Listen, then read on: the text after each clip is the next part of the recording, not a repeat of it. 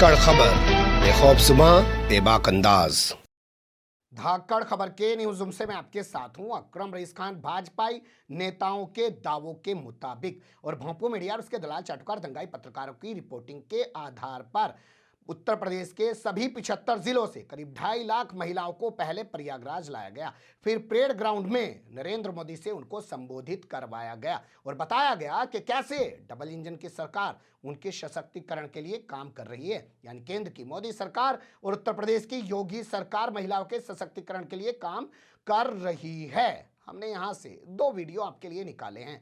पहले वीडियो में हम बात करेंगे प्रधानमंत्री के सशक्तिकरण के दावे पर, जिसके आधार पर वो कह रहे हैं कि उनके दौर में महिलाओं को किन किन चीज़ों से मुक्ति मिल गई है और आज महिलाओं के पास किस तरीके के अधिकार आ गए हैं। दूसरा वीडियो हमने निकाला है जिसमें वो उत्तर प्रदेश की कानून व्यवस्था को लेकर बात कर रहे हैं कि आज महिलाएं कितनी सुरक्षित हैं। पहले महिलाएं रेप पीड़ित होती थी, थाने जाती थी तो थाने में अपराधी के आरोपी के लिए कहीं से कोई फोन कर दिया करता था।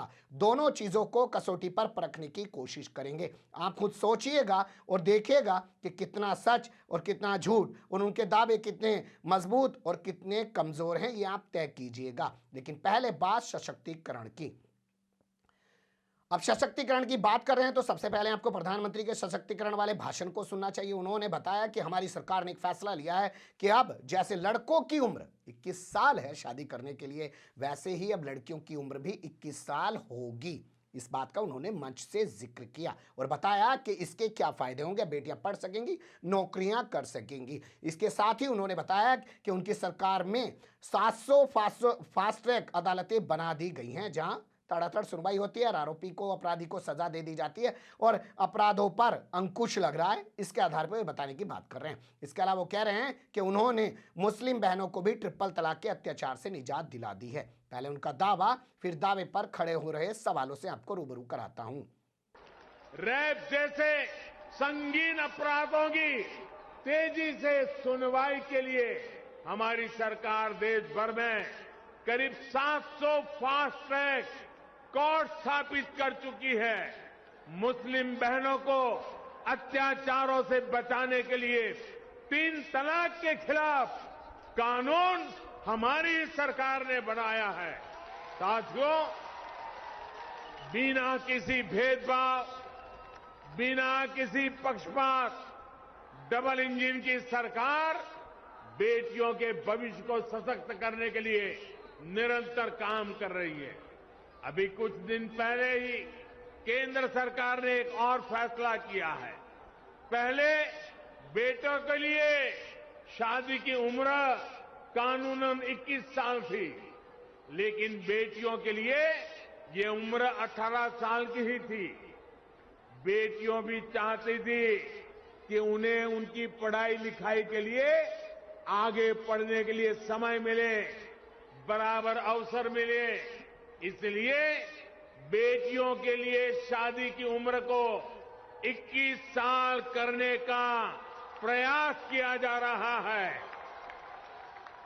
देश ये फैसला बेटियों के लिए कर रहा है, लेकिन किसको इससे तकलीफ हो रही है, ये सब देख रहे हैं।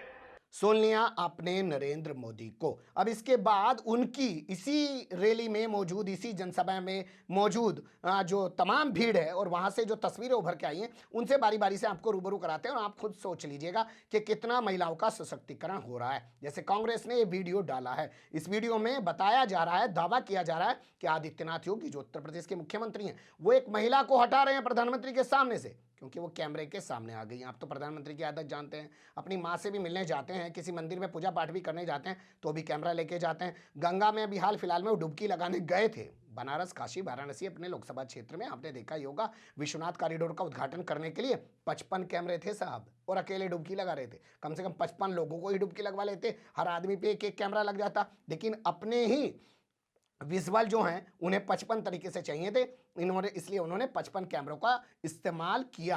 तो ये सशक्तिकरण है महिलाओं का। ये पहली तस्वीर है। इसके अलावा दूसरी तस्वीर मैं आपके सामने रख रहा हूं। कहा जा रहा है अमर उजाला की इस रिपोर्ट के मुताबिक कि अनुप्रिया पटेल जो इनके 7 मंत्री हैं राज्य मंत्री हैं ना, आप जानते हैं, और वो अपना दल की नेता भी हैं, उनको मंच से बोलने नहीं दिया गया क्योंकि वो प्रोग्राम में देरी से पहुंची थी। ये अखबारी छाप रहा है, हमारे पास इस बात की कोई जानकारी नहीं है और अखबार में छपी इस खबर के आधार पर ही हम बता रहे हैं। तो किस तरीके से महिलाओं का सशक्तिकरण किया जा रहा है, एक महिला को कैमरे के सामने से हटाया जा रहा है और दूसरी जो महिला इनके साथ मंत्रिमंडल में केंद्र में सत्ता में बैठी हैं उनको मंच से बोलने नहीं दिया जा रहा है। क्या इसलिए क्योंकि अभी कुछ दिन पहले एक वीडियो वायरल हुआ था अनुप्रिया पटेल का, वो उसमें कह रही थी कि राजनीति में संभावनाएं कभी खत्म नहीं होती हैं, यानी वो समाजवादी पार्टी के साथ भी जा सकती हैं चुनाव से पहले या चुनाव के बाद। इस तरीके की उन्होंने बात कही थी। क्या इसलिए उनको मंच से नहीं बोलने दिया गया, ये सवाल लोग उठा रहे हैं। अब तीसरी तस्वीर मैं आपके सामने रख रहा हूं हेमा मालिनी की। ये भी अमर उजाला में छपी खबर के मुताबिक हम आपके सामने जानकारी रख रहे हैं। कहा जा रहा है कि धक्का मुक्की से परेशान होकर मथुरा की सांसद और फिल्म एक्ट्रेस हेमा मालिनी रोने लगी। पहले उनको अंदर ले जाया गया और फिर बाद में जो है इलाहाबाद की प्रयागराज नंबर की कोई गाड़ी थी उसमें बैठाकर उनको गुपचुप तरीके से निकाला गया ताकि लोग उनको ना घेरे, क्योंकि लोग उनके साथ फोटो खिंचवाना चाहते थे, सेल्फी लेना चाहते थे। धक्का मुक्की इतनी की गई कि वो रोने लगी। तो ये महिलाओं का सशक्तिकरण है। बताया जा रहा है कि जैसे ही प्रधानमंत्री नरेंद्र मोदी यहाँ से गए वैसे ही यहाँ पे अफरा तफरी का माहौल मच गया। यहाँ से जो पुलिस प्रशासन था सब भाग गया, परवाह ही नहीं कर रहा है कि यहाँ पे कोई रह भी गया है, कोई महिलाएं भी रह गई हैं। इसके अलावा जो आम महिलाएं हैं उनकी तो इज्जत की बात ही मत करिए, जो अपनी सांसद हैं उसको भी ऐसे ही छोड़ दिया गया। धक्का मुक्की की जा रही है उनके साथ। अब इस पूरे मामले पर एक वीडियो और सामने आया है जो एबीपी गंगा ने ब्रेक किया है। उसमें बताया गया है कि बीजेपी का एक एमएलसी है जिसका नाम है सुरेंद्र सिंह चौधरी। वो हेमा मालिनी के साथ सेल्फी खिंचवाना चाहता था, उसे मिलना चाहता था और जब नहीं मिल पाया तो उसने वहां हंगामा किया। एबीपी गंगा की इस रिपोर्ट में देख लीजिए। प्रयागराज में पीएम मोदी के कार्यक्रम में बीजेपी एमएलसी सुरेंद्र चौधरी का हंगामा। मथुरा सांसद और फिल्म एक्ट्रेस हेमा मालिनी से मिलने को लेकर किया हंगामा। एएसपी से की नोकझोंक, कहा एक्ट्रेस है तो मिल तो सकती हैं। नोकझोंक का वीडियो वायरल। बिल्कुल सही बात है। सुन लिया आपने, ये महिलाओं का सशक्तिकरण। ये तमाम तस्वीरें इन्हीं की रैली जनसभा से निकालकर मैं आपके लिए लाया हूं। अब एक खास तस्वीर जो मैं आपके सामने रखने जा रहा हूं, एक पत्रकार हैं अजीत अंजुम, उन्होंने बसों में चढ़कर उन महिलाओं से पूछा जो इनके जनसभा में आई थी और वापस लौट रही थी। वो कैसे कह रही हैं कि आ तो गई हैं, वोट नहीं देंगे क्योंकि इस सरकार से हम नाराज हैं, इसने हमारे लिए कुछ नहीं किया है। बना रही थी सभी औरतें, समझ के उनसे नाखुश होकर जा रही है। इतना महंगाई, इतना सबने बोला कि हम सबको निराश कर दिए हैं मोदी। मोदी आप अब की बार मोदी की सरकार नहीं होगी। ये तेल और नमक और गेहूं चावल ये दे रहा है, जीतने के लिए दे रहा है ना, गरीबों के लिए कुछ नहीं कर रहा है। वो चुनाव में जीतने के लिए दे रहा है, जीतने के लिए दे रहा है, लेकिन 100% हम उसको एक भी वोट नहीं देंगे। बीएड सीटेड सब क्वालिफाई है, आज तक जॉब तो ये तो कह रहे हैं बहुतों को सखी जो है उनको 4000 रुपया महीना मिल नहीं आता। देखो साल भर हो गया ये सब ड्यूटी करे के कुछ नहीं। हाँ, अब फिर एक बाद ठीक से समझो, पिछले साल दिसंबर का हमको 1 साल पुराना पैसा। हाँ मई से पैसा मिला नहीं है। मनरेगा में मई से 5000 वाराणसी। अच्छा, मोदी जी के कंस्टिट्यूंसी से आए हो आप लोग? जी। अच्छा, कब चले थे बनारस से? आज ही सुबह? आज सुबह 8 बजे। तो भाषण सबने सुन लिया मोदी जी का? जी सुना। तो भाषण सुना, कुछ मिला भी? क्या मिला? कुछ नहीं मिला। क्या खाली मिला? भाषण मिला, बकवास मिला हम लोग को। क्या मिला? आगे गए भी तो ये कि आगे जाने का भगा दिया। पहुंच ही नहीं पाए। जनता की समस्या भी वहाँ नहीं पहुँचती तो किस लिए बुलवाए हैं आप लोग? हम लोग पागल हैं। जनता पहुंच ही नहीं पाई। जनता ही हम लोगों को वापस भेज दे रही। जो पुलिस से जाइए धक्का देके पुश करके भगा दे रहे। हाँ, उतने दूर से आए बस। हाँ, वैसे ही बिल्कुल। तो ये हाल है महिला सशक्तिकरण का। ये महिलाएं वही महिलाएं हैं जो कुछ ही देर पहले प्रधानमंत्री का भाषण सुनकर वापस जा रही हैं और कह रही हैं कि पड़े बुला लिया इन्होंने, वोट तो हम वहीं देंगे जहां पे हमें देना है। अब चलते हैं इनकी दूसरी कटिंग की तरफ, जो हमने क्लिप इनकी निकाली है छोटी सी, जिसमें दावे कर रहे हैं कि उत्तर प्रदेश में अब क्या होता है।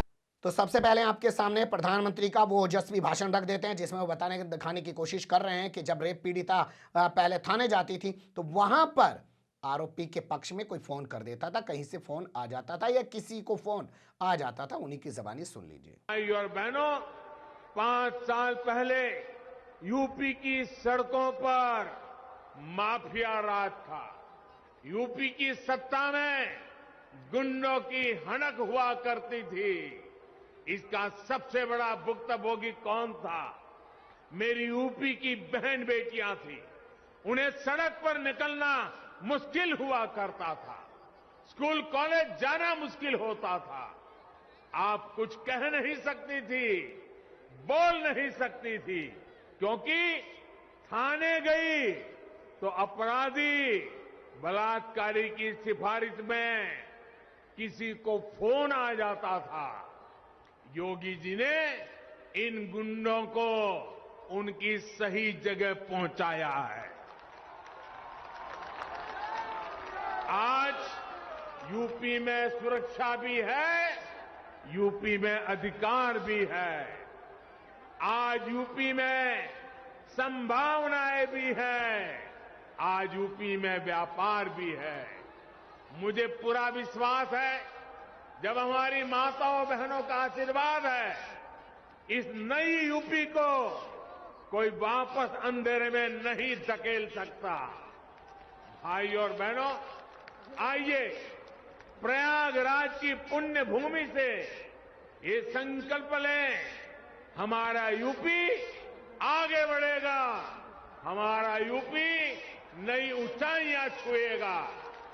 आप सभी माताओं बहनों, आपके आशीर्वाद के लिए, आपके समर्थन के लिए और यूपी के आगे बढ़ाने में आपकी सहभागिता के लिए मैं फिर से एक बार आपको आदरपूर्वक नमन करता हूं। आपका हृदय से बहुत बहुत धन्यवाद करता हूं। मेरे साथ बोलिए, भारत माता की, भारत माता की, भारत माता की। बहुत बहुत धन्यवाद।